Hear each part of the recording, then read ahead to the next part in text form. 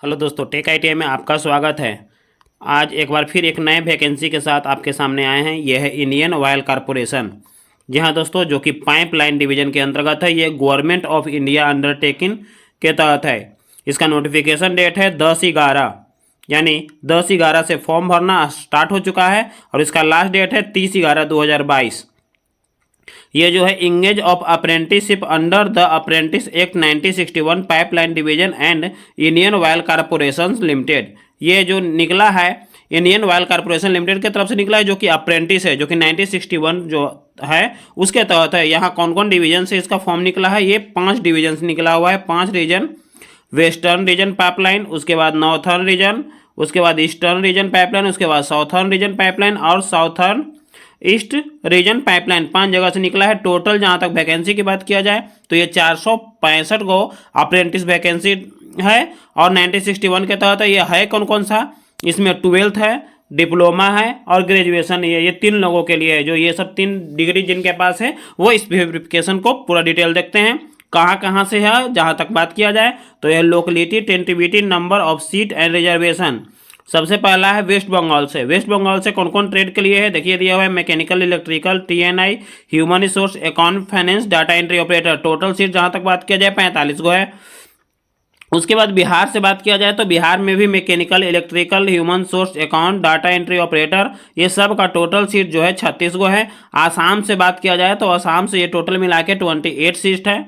उसके बाद यूपी से बात किया जाए तो यूपी में मैकेनिकल, इलेक्ट्रिकल जो दिया हुआ है वो 18 सीट है। उसके बाद देखिए यहाँ नॉर्थर्न रीजन पाइपलाइन दिया गया है, उसमें हरियाणा है। हरियाणा से टोटल सीट 40 है। उसके बाद है पंजाब, पंजाब से टोटल सीट 12 है। उसके बाद है दिल्ली, दिल्ली से टोटल सीट है 22। उसके बाद है यूपी, यहाँ दोस्तों यूपी है उससे 24 सीट है। उसके बाद है उत्तराखंड जिससे 6 सीट है। राजस्थान है जिसमें 3 सीट है। हिमाचल प्रदेश में भी 3 सीट है। आगे फिर किया जाए जहाँ तक साउथर्न के बाद तो उड़ीसा में टोटल सीट 48 है। फिर छत्तीसगढ़ में है 6 सीट है और छत्तीसगढ़ में। उसके बाद झारखंड की बात किया जाए तो झारखंड में 3 सीट है। तमिलनाडु 34 सीट है। ये सब आप लोग देख सकते हैं किसमें किसमें कितना है। कर्नाटका में 7 सीट है। उसके बाद वेस्टर्न रीजन में आ जाइए तो गुजरात में है 87 सीट। राजस्थान में है 43 सीट। टोटल जहाँ तक सीट की बात किया जाए तो 465 सीट है। हम बारी बारी से सब दे दिए हैं और इसका फुल नोटिफिकेशन पढ़ना है तो आप मेरे टेलीग्राम चैनल पर जाकर के देख सकते हैं। इसमें इसका फुल नोटिफिकेशन दिया हुआ है। जहाँ तक बात किया जाए तो आपका वेबसाइट जो है पाइपलाइन का ये दिया गया और फॉर्म भरने का डेट अभी जस्ट बताए थे 10/11 से लेकर के 30/11 के बीच आपको फॉर्म भर देना है। उसके बाद आगे चलते हैं। जहाँ तक क्वालिफिकेशन की बात किया जाए तो कहाँ कहाँ किसमें क्या है तो टेक्नीशियन अप्रेंटिस मैकेनिकल वालों के लिए 3 ईयर या तो फिर 2 year through lateral entry after ITI, minimum 1 year duration. करने का मतलब आईटीआई करने के बाद आपको 1 साल का डिप्लोमा भी चाहिए।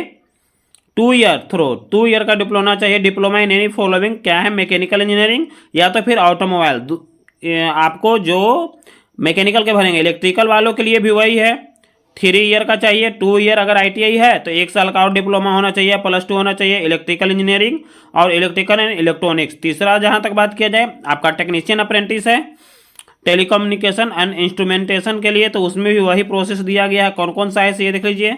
ट्रेड असिस्टेंट ह्यूमन रिसोर्स के लिए आपको बैचलर डिग्री यानी ग्रेजुएशन चाहिए। ग्रेजुएशन है तो आप इसमें फॉर्म अप्लाई कर सकते हैं। उसके बाद ट्रेड अप्रेंटिस अकाउंटेंट है तो उसके लिए ग्रेजुएशन होना चाहिए आपको कॉमर्स से, तब आप उसके लिए फॉर्म एलिजिबल है, फॉर्म भर सकते हैं। उसके बाद डाटा एंट्री ऑपरेटर है तो 12th पास भी हैं तब भी आप नीचे के फॉर्म भर सकते हैं। उसके बाद है domestic data entry, skill certificate holder के लिए है 12th पास होना चाहिए, प्लस में skill certificate of domestic data entry operator यानी डीईओ का आपको पास सर्टिफिकेट होना चाहिए।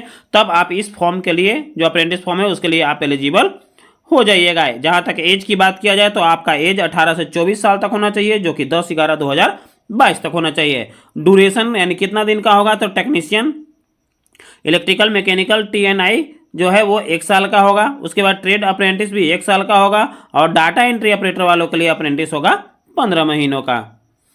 स्टाइपन का जहाँ तक बात किया जाए तो आपका 1961 और 1973 अप्रेंटिस रूल 1992 के तहत आपको दिया जाएगा।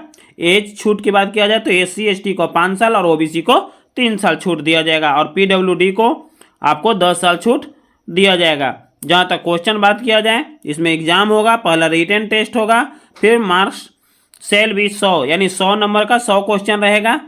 उसके बाद each correct answer carry 1 mark, यानी जितना आप करंट दीजिएगा उसमें 1 नंबर का रहेगा और 4 ऑप्शन रहेगा जो कि दिया हुआ है, MCQ क्वेश्चन रहेगा।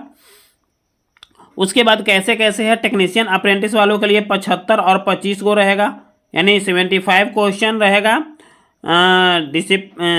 डिसिप्लिन डिप्लोमा लेवल का 25 क्वेश्चन रहेगा, इंग्लिश रीजनिंग ये सब दिया हुआ है। फिर ट्रेड अप्रेंटिस अकाउंटेंट के लिए भी वही है, 50-25 का है। उसके बाद असिस्टेंट ह्यूमन रिसोर्स के लिए भी वही 100 क्वेश्चन है। यानी टोटल आप ये पूरा बेस आप नीचे जा करके पढ़ सकते हैं। तो जितना जल्दी हो सके आप फॉर्म को अप्लाई कर लें अगर आप एलिजिबल हो रहे हैं। और ज़्यादा विशेष नेक्स्ट वीडियो में बताएंगे, नया अपडेट लेकर के आएंगे। अगर ये वीडियो अच्छा लगे तो लाइक, कमेंट और अपने दोस्तों को शेयर करें। साथ साथ जो भी इस चैनल पर नए आए हैं, पहली बार विजिट कर रहे हैं, तो इस चैनल को सब्सक्राइब कर दें, क्योंकि हम पर डे 1 से 2 अपडेट लेते आते हैं जो कि एग्जाम रिलेटेड होता है, आपके फॉर्म से रिलेटेड होता है। ये ITI, डिप्लोमा और ग्रेजुएशन ये तीनों वालों के लिए है। तो जय हिंद, वंदे मातरम।